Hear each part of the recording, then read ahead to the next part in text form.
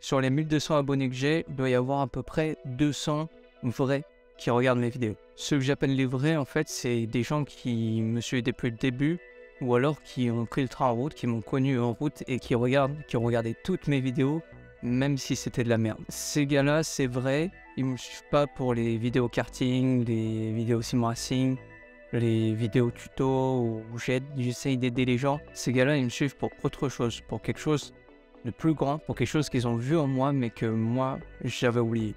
La vérité, c'est qu'en créant cette chaîne YouTube, je voulais pas être influenceur, je voulais pas être connu, je voulais pas être un YouTuber. J'ai créé cette chaîne pour m'aider à accomplir un objectif, devenir pilote. Rien que ça, ouais.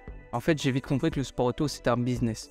Et que pour attirer des sponsors, il faut être ce qu'on appelle marketable. Il faut avoir de la valeur à donner aux entreprises pour qu'en retour, on veuille bien te sponsoriser, te soutenir pour pouvoir courir. Et comme toi, et comme 99% des gens qui ont ce rêve de devenir pilote, on ne vient pas du sport auto, on n'est pas riche et on n'a pas de contact. Donc j'ai voulu construire une petite communauté, une petite audience pour pouvoir attirer des sponsors plus facilement. Mais la vérité, c'est que je me suis perdu.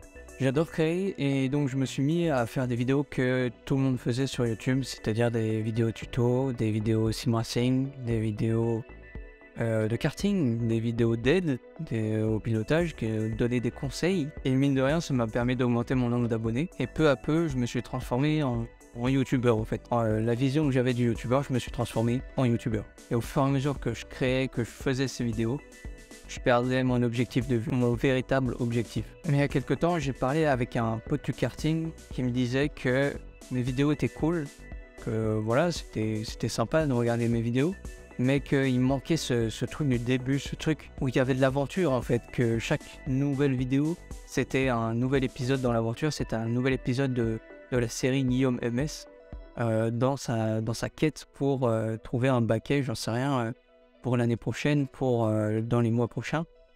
Et il disait que ça manquait, que c'était présent au début, mais que maintenant il n'y a plus et que ça manque à la chaîne. Parce que c'est pour ça que les gens se sont abonnés. Et d'entendre ça m'a fait un choc, parce qu'il avait raison. Du coup, j'ai fait un choix.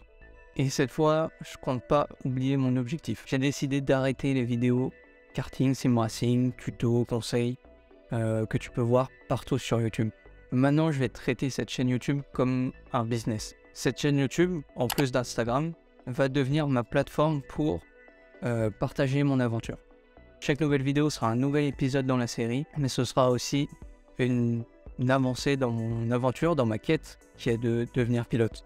Il n'est pas exclu qu'à l'avenir, je me mette à sponsoriser mes vidéos, qu'il y ait des pubs, que je me mette à vendre des produits ou des services. Mais d'abord, avant de faire tout ça, on va juste changer le type de contenu. Le changement ne sera pas radical, mais ce sera différent de ce que je faisais avant. Mais maintenant, ce qui est sûr, c'est que je garde cet objectif en tête. Le sport auto, c'est un business.